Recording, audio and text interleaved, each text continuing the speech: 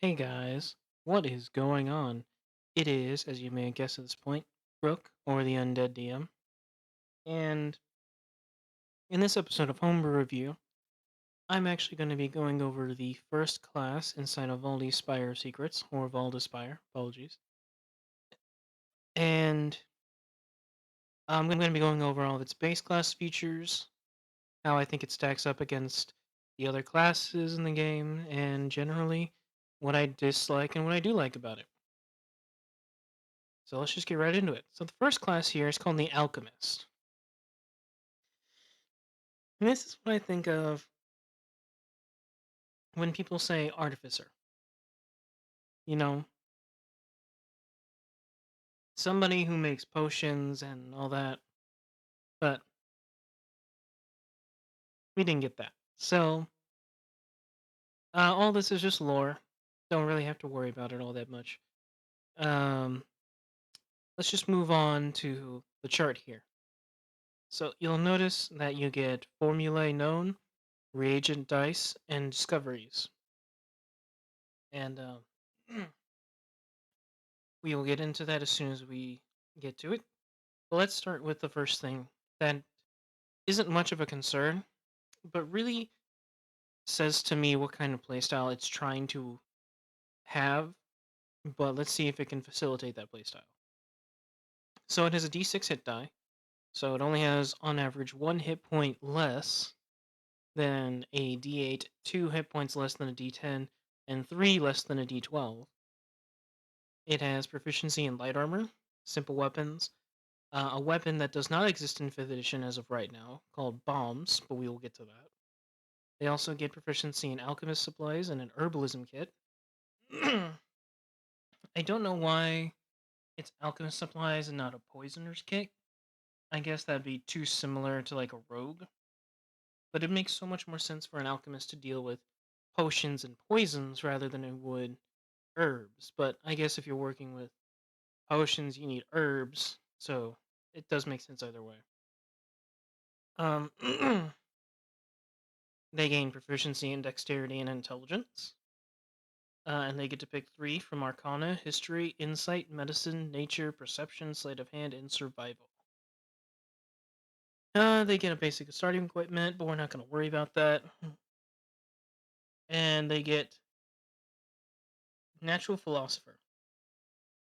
So at level 1, they can add half of their proficiency bonus, rounded up to any ability check made to identify herbs, potions, poisons, or other alchemical substances, and it stacks with normal proficiency bonus if you would add that already. And I think their second first level ability is called Bombs. So, whenever you take a short or long rest, you can create a number of bombs equal to 10 plus twice your level, your alchemist level. And the cost of materials is negligible, so you don't even have to worry about it. After 24 hours, all bombs that you haven't used become inert.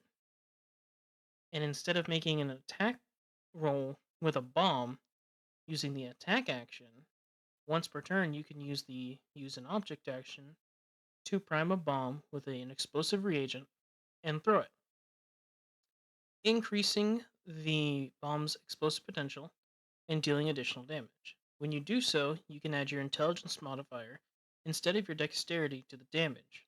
And when you throw a bomb this way, it increases by the cantrip level. So it increases by a d10 when you reach level 5, 2d10 at level, or it increases by 1d10 when you reach 5th level, to a total of 2d10, 3d10 at 11th level, and 4d10 at 17th level. And if a bomb has a save DC, it is proficiency plus intelligence plus 8. So, right off the bat, I think the natural philosopher is good to have at level 1 since it's basically a ribbon feature. And this might as well just say you gain expertise in nature and arcana or something along those lines, which is fine. It's still a flavor feature, all things considered. And having it only proficient in simple weapons, light armor, is really leaning this into the squishy caster, or in this case, the pseudo caster role. Well, let's see how well that goes. So here's the bomb statistics. It is a 1d10 fire damage finesse special thrown weapon with a range of 30 feet normal and 90 feet long. And when a bomb hits a target, it explodes in a 5-foot radius, and it can be thrown at an unoccupied space within range. Each creature other than the target within the blast has to make a DC 11 dexterity saving throw, or take half the damage rolled on a failed save, or none on a successful one. And as a bonus action, you can empty one of the bomb's explosive materials to permanently remove the blast radius from the bomb, dealing damage only to the bomb's target. So basically, you can create 10 plus half of your level rounded down bombs. So at level 1, you can create 11 bombs, and you can use an object to throw one. And if you hit a goblin in the face, it takes the fire damage. But then if you say roll 10 fire damage, the goblin that you hit takes 10, and each creature within 5 feet of it has to make a dexterity saving throw, or else take 5 damage. And you can also just dump out the explosives to just damage the creature you hit. So it does a d10, so it's around on par with that of a firebolt or eldritch blast, which is decent reliable damage. And the fact that you don't use your action to do it, but you can, is interesting. And the fact that if you use an object, you get more damage, it does kind of make it a fallback option, in my opinion, as you never really use the use an object action unless you're using a magic item, but even then, most magic items require you to use your action to do it. So, I think this is an interesting use. It's basically free damage, especially if you take certain uh, feats that allow you to attack using your bonus action. You could really pump out the damage with this if you so chose to. I'd say it's about on par with like a Hex plus Eldritch Blast, Agonizing Blast, Warlock so far. Level 2, you get Bomb Formulae. So you select 3 Bomb Formulae from the list below, and once per turn, when you take the use an object action to throw a bomb, you can apply a formulae to it. And whenever you reach certain levels in this class, you learn an additional formulae. And when you gain a level in Alchemist, you can choose one formula you know and replace it with another. Also, at second level, you get Field of Study. So when you reach second level, you select a field of study, and it grants you features at second, 6th, 10th, and 18th level. And I think this is the subclass features. Let me just double check. Yeah, it is the subclass features. So your subclass, you get at level 2. So similar to a druid. Pretty okay. You can apply different effects based on what bomb formula you use on the bomb. But only with the use an object action. I'm guessing that's for balance reasons. Because if you could use more than one bomb formula a turn, it'd be really, really strong. But we'll see. At level 3, you get reagent. So you have 3 reagent dice. And you can spend these to brew potions. And you gain more as you level. You regain all reagent dice at a long rest. And when you take the use an object action to prime or throw a bomb, you can spend a number of reagent dice up to your proficiency bonus and add the dice to the bomb's damage roll. Alternatively, you can spend 10 minutes to expend any number of reagent dice to brew potions that last for 24 hours, and if it has a saving throw, it uses your bomb save DC. And here's the chart. So, at level 3, when you get this, you can make a potion of climbing, growth, healing, water breathing, and universal solvent. At 7th level, by spending 2 reagent dice, you can make a cure all, a potion of greater healing, heroism, resistance, 1 ounce of sovereign glue, And at 14th level, by spending 3 reagent dice, you can make a potion of diminution. Diminution. And by spending 4 dice, you can make a potion of flying, hill giant strength, invisibility, and superior healing. And once per day, when you finish a short rest, you can recover all your reagent dice. So it's definitely getting more into the supportive role, though it doesn't really have a lot to do with its actions so far, other than attacking, which is quite lame. So we'll see if it gets anything. At 4th level, you get what's known as a discovery. So you gain 2 discoveries, and you gain additional discoveries at certain levels. And whenever you gain a level in the class, whenever you learn a new discovery, you could choose one that you already know and replace it with a different one. Ability score improvement, not going to go over it. So at 5th level, instead of getting extra attack, you get flashbang. As a bonus action, you can throw one of these explosives at your feet, and each creature within 5 feet of the blast cannot take reactions until the start of its next turn. So it's basically the disengage action as a bonus action, but actually no, it's basically just the disengage action. Evasion at 11th level, so you go from 5th to 11th without much of anything, because remember you get your field of study, which you get only 2 abilities between your 5th level baseline feature and your 11th level evasion feature.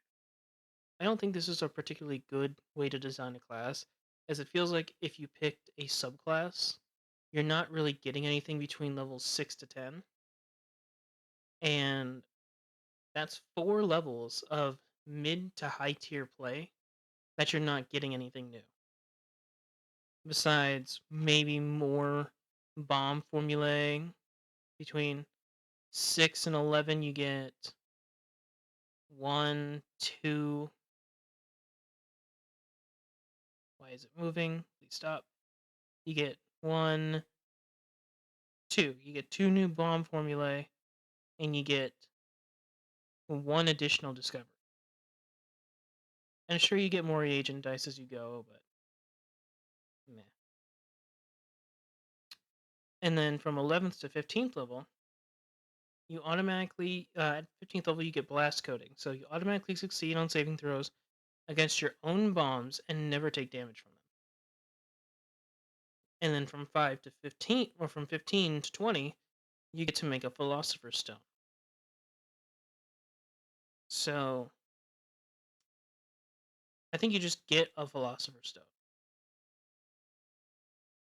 Uh, you get you can make a Philosopher's Stone by using your alchemist supplies, 1,000 gold pieces of material, in 7 days, and you can only have one Philosopher's Stone at a time, and you can only gain the Philosopher's Stone's benefits. So as long as you hold the stone, you gain the following abilities. Whenever you finish a short rest, you regain all expended reagent dice. You can brew potions as an action instead of in 10 minutes. You age 10 times slower than normal, and your age cannot be changed. And you learn the bomb formulae below without expending any bomb formulae slots, which is the nuclear bomb. You can destroy your Philosopher's Stone, and you set off a nuclear bomb that deals 10d10 plus 100 force damage in a blast radius of a mile. It destroys the Philosopher's Stone, and each creature within the blast that fails to save takes full damage rolled, or half on a success, and creatures within 60 feet cannot avoid the damage with evasion or other features. So, I think this is a pretty okay. I think blast coating is okay if you're going to be within range, but due to the range of your bombs being in general 30 feet and it only having a 5-foot blast radius, you're not going to have a lot of instances to damage yourself with the bombs, especially when you can just dump out the explosive component and make it so you don't deal damage in an area anyway. So it's not really going to be you're not really going to have that instance. And as for the Philosopher's Stone, you get one of your class features permanently, making it basically useless. And brewing your potions as an action instead of 10 minutes is nice. It is really nice, I'll give it that. It could have been an earlier feature, but then the nuclear bomb dealing on average, I think 150, 160, 70 damage maybe to lose your primary thing in 1000 gold pieces. You're essentially spending 100 gold pieces for every 10 damage that your bomb is dealing. Maybe 5 damage. So the fact that you'll be out of your main capstone feature for 7 days and you'll be out 1,000 gold pieces just to deal less damage than what could be done by a level 3 spell, by i.e., uh, conjure animals, is very, very bad. Bomb formulate, there is a lot. So we have the acid bomb, where it deals acid instead of fire and has a d4 damage dice. And each creature in the blast radius that fails takes the same amount of damage again at the end of its next turn. So basically, you coat everybody in acid. Bramble Bomb, it doesn't do any damage, but instead, each creature and basically the area of effect the bomb affects becomes difficult terrain. And if a creature in the blast radius is prone when it detonates, they become enveloped and have to make an athletics check to move or stand, and they last for 1 minute. The cryo bomb, it makes it deal cold instead of fire damage. It does a D8 damage dice, requires a con save instead of dex, and a creature as well as each creature within the blast radius that fails a saving throw has minus 10 movement speed until the end of its next turn.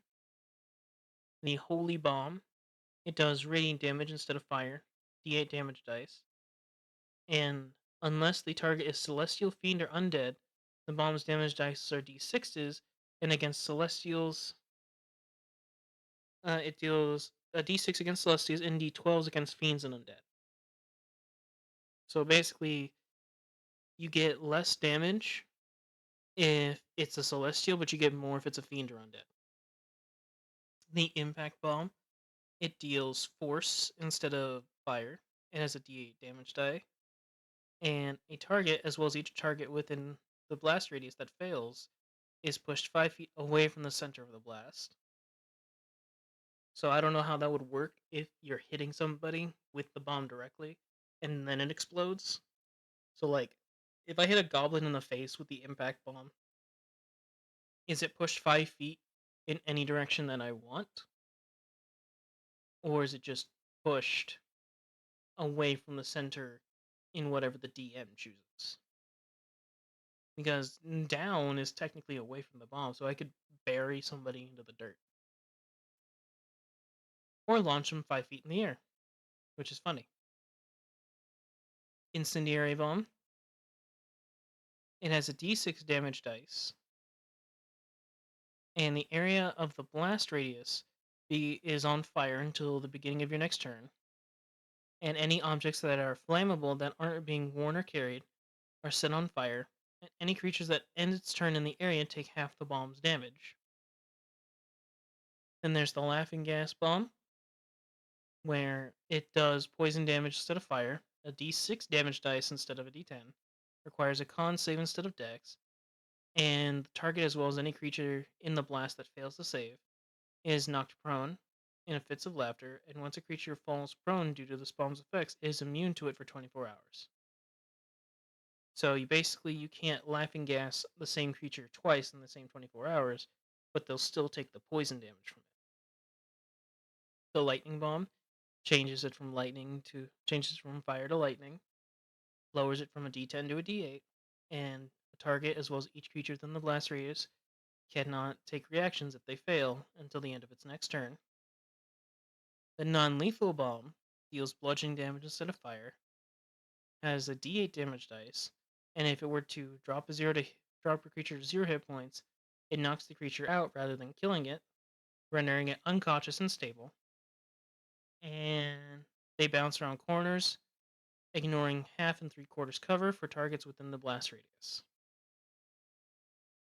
The oil bomb does it does no damage, but coats each creature within the blast radius in flammable oil.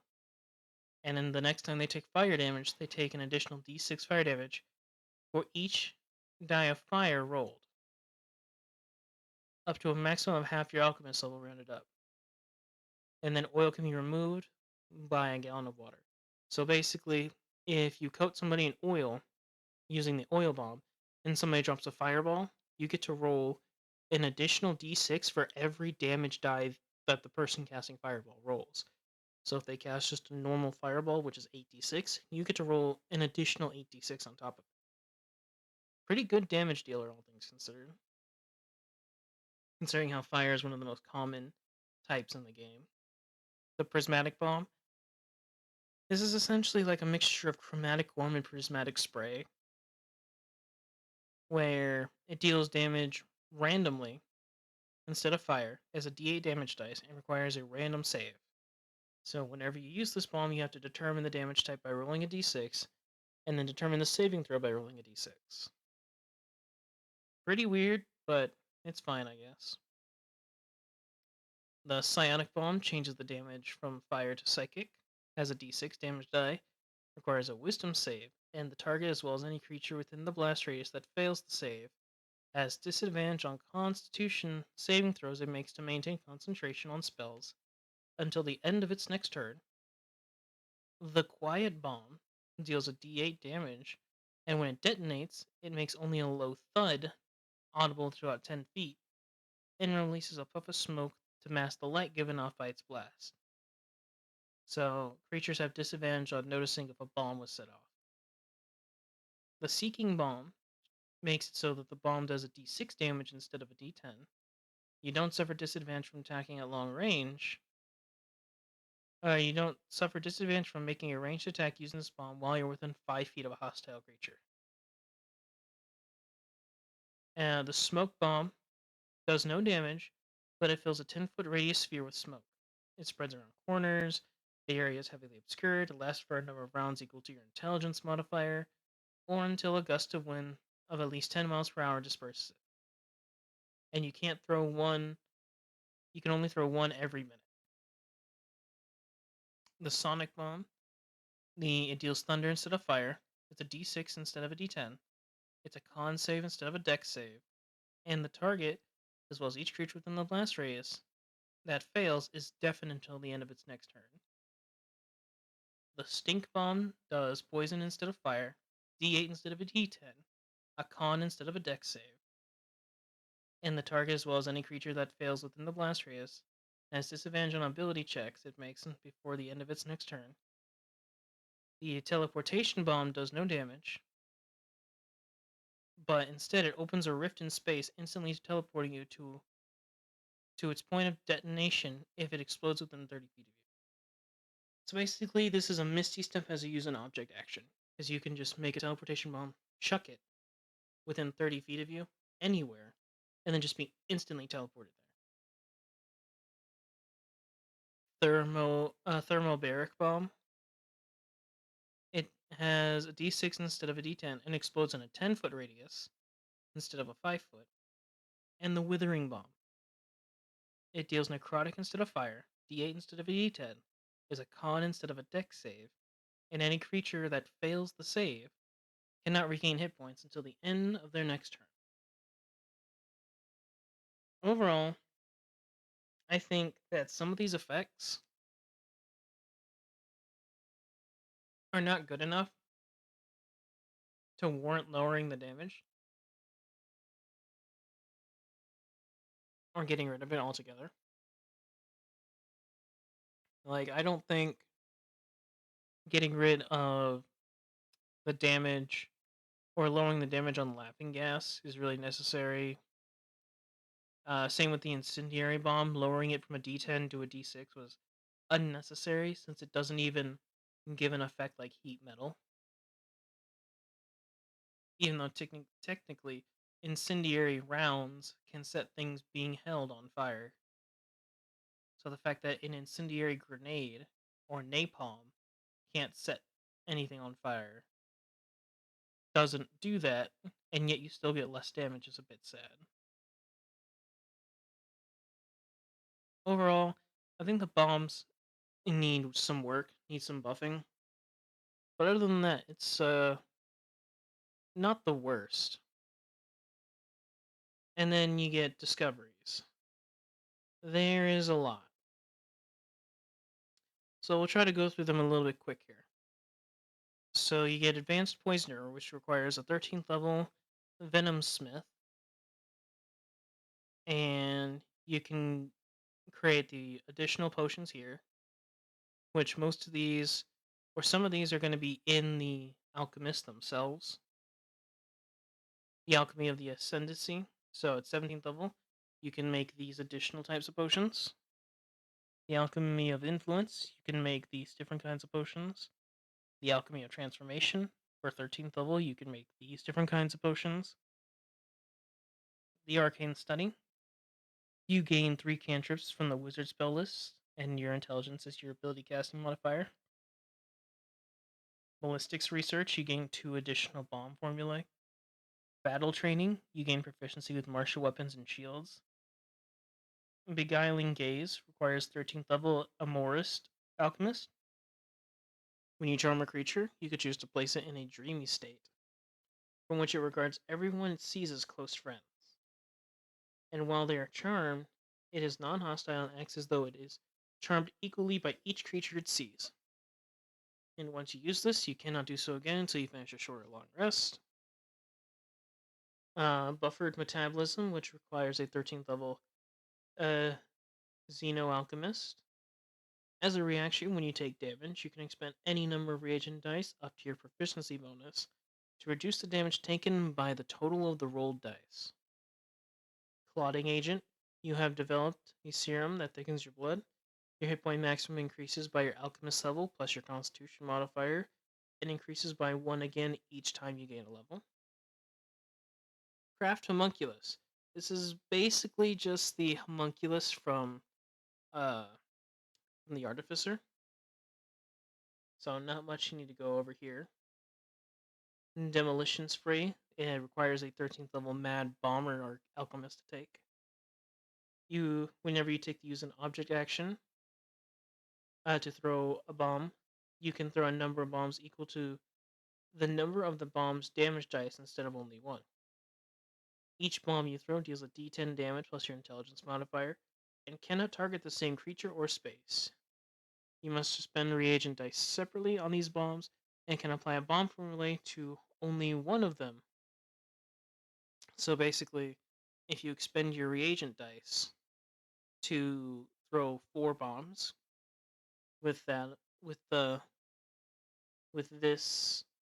not field of study, but this discovery, each one will deal a d10, but only one of those 5 bombs that you threw, 1 for the initial one and then 4 for the reagent dice, only one of them can have a formulae attached to it. An explosive missile. As a bonus action, you can load one of your bombs into the head of a crossbow bolt. Instead of its normal damage, the bolt does the damage of the bomb, but does not have the blast radius. And only one of your bombs can be loaded onto a bolt at a time, and you cannot fire an explosive bolt at the same time you throw a bomb. The firebrand, you can apply the contents of your bomb to a melee weapon you're wielding as a bonus action, and until the end of your next turn, that weapon deals an additional d6 fire damage, which increases to 2d6 at 5th, 3d6 at 11th, and 4d6 at 17th. Fire Eater, as an action, you can drink the contents of your bomb and spit them in a 15-foot cone.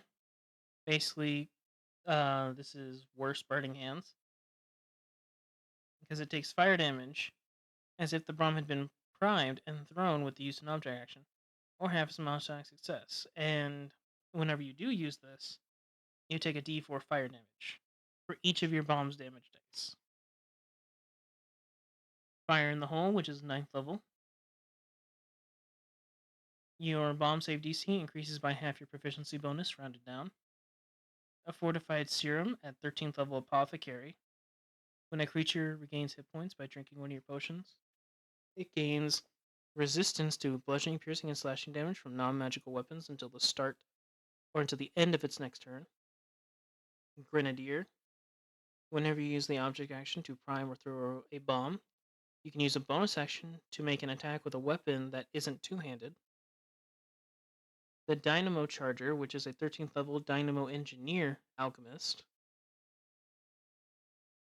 Once per day, when you finish a short rest, you can regain 2 expended spell slots stored in dynamos, and you can configure these dynamos immediately. Hemo Reagent, which is a 17th level. When you use an object action to throw a bomb, you can put some of your blood into it, and you can add 5 or fewer reagent dice to the bomb's damage roll, and take 1d6 necrotic damage for each die added. This damage cannot be avoided or reduced. Lazarus Bolt at 9th level. As an action, you can drive a bolt into the torso of a creature within 5 feet that has died within 1 minute, and it regains 1 hit point. The creature cannot be returned if it lacks a heart, a creature that has died of old age, or is missing vital organs. So basically, it's like Revivify, but actually no, it's pretty much Revivify. Magnify and Blast. Whenever you add reagent dice to your bomb's damage, you can choose to expand the blast radius by up to 5 feet per 2 reagent dice spent. The Ooze Cowboy, which is the 13th level Ooze Rancher Alchemist. All slimes that you make have a movement speed of 30 feet if it was slower. And you can ride any ooze you make of medium size or larger as a mount. You and your equipment suffer no ill effect from touching the oozes directly. And your oozes add your proficiency modifier to their damage rolls and initiative rolls. Poisoner. You gain proficiency with a Poisoner's Kit, like I said in the beginning of this video. And additionally, you can craft the following poisons. So you can make a basic poison, all this stuff, using reagent dice. Precision explosives. You can choose one creature within the blast radius of a bomb, other than the target, and they succeed the saving throw, taking no damage from the bomb. Reactionary Gulp at 17th level. You can immediately after you take damage from a creature you can see, you can use your reaction to drink a potion. Recycled Potions at 9th level. When you brew potions, you can distill them down. You can convert brewed potions into reagent dice, and you can choose to expend those dice to create new potions. You cannot gain more than your maximum number of reagent dice using this ability. Syringe.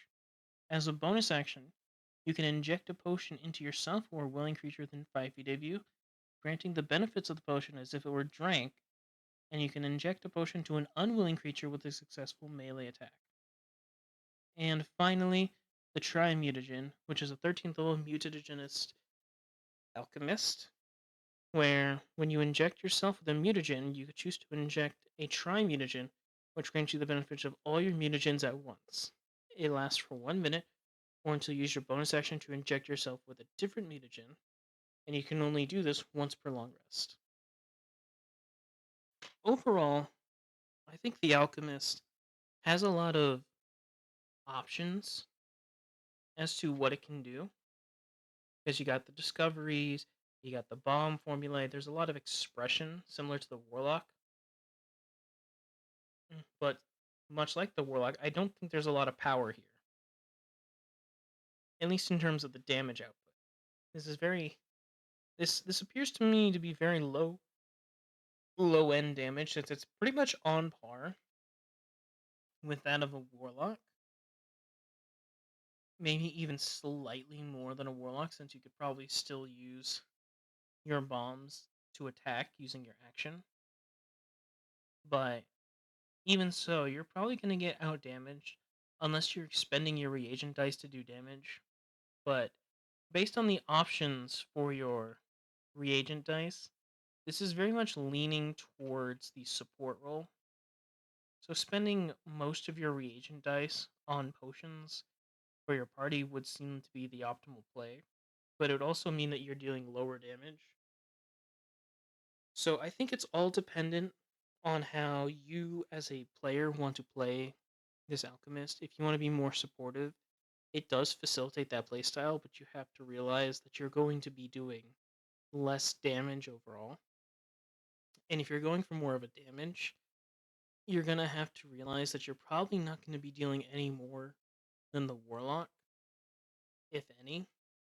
And the fact that most of your bombs, actually 100% of the time, if you're not using any reagents, then or bomb formulae, your bombs will be dealing fire damage.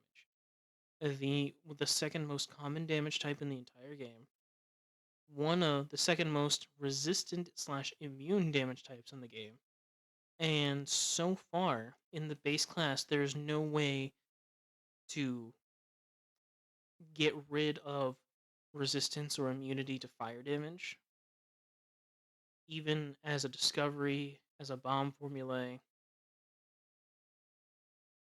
Personally, I'd like to see the following. I would like to see more clarification on whether or not I could use bombs to attack using my attack action. Because it says, instead of making an attack, you can use an object. So, can I still use an action? If so, please specify.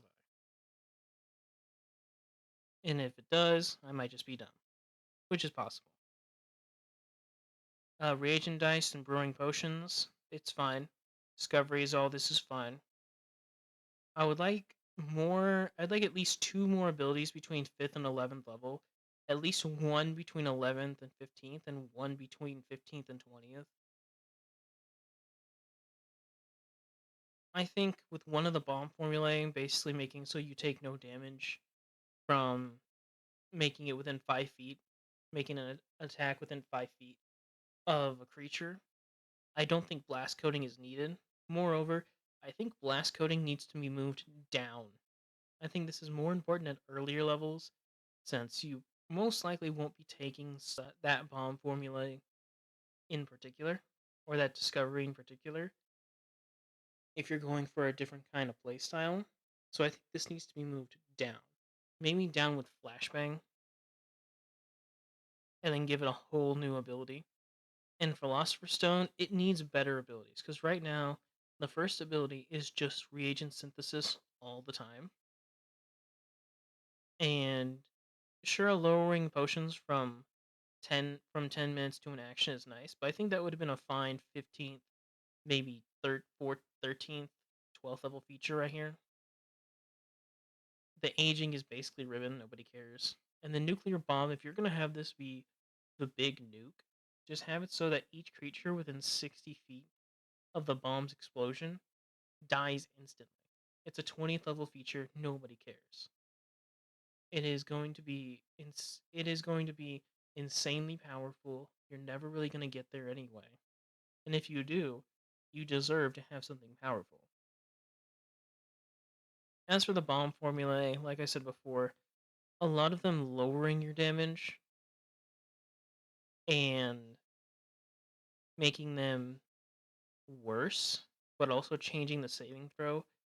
It could be good, but lowering your already low damage, I don't think is the smart move. I think just changing the damage type would have been fine, but that's just me.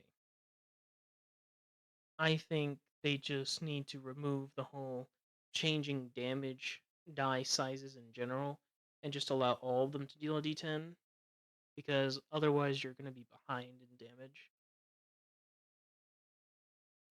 As for the discoveries, I think the ones that just give you more options for your reagent dice to craft is nice, Some of the other ones that are subclass specific are not that good in not good outside of context, but we'll get back to them once we get to the subclasses themselves. I think everybody's going to take ballistics research just because the two additional options.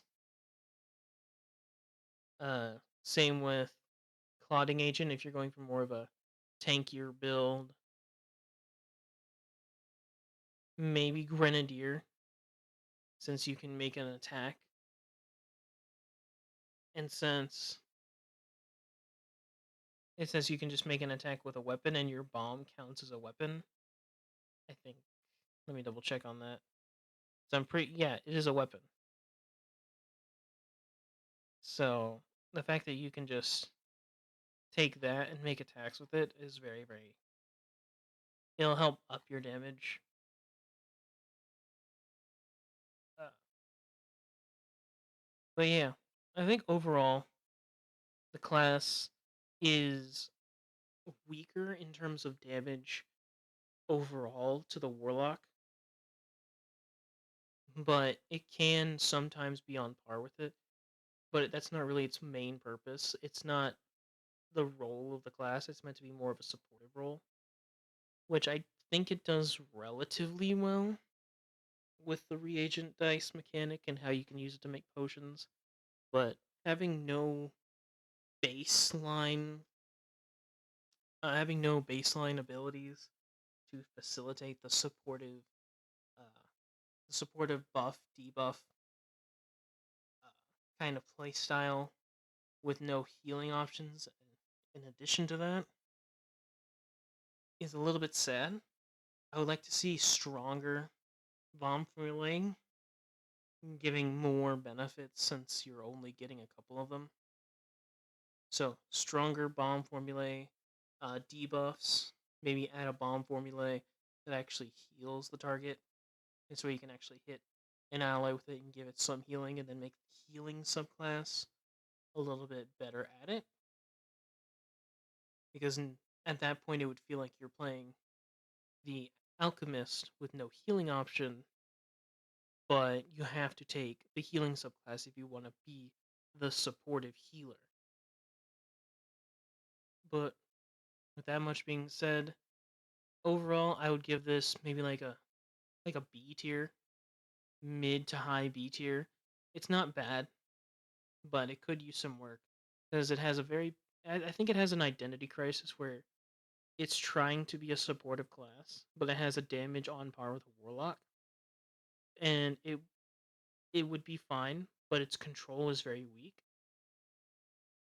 and I assume it's gonna try and fix it with subclasses by giving the subclasses more control, more healing, more everything, but those should be available as part of the base class and then should be enhanced by the subclass. They should not facilitate a playstyle to exist, and they should amplify a playstyle that you have already chosen. But with that being said, I'd like to thank you all so much for watching, and I will see you all in the next episode of Homebrew Review. Latest.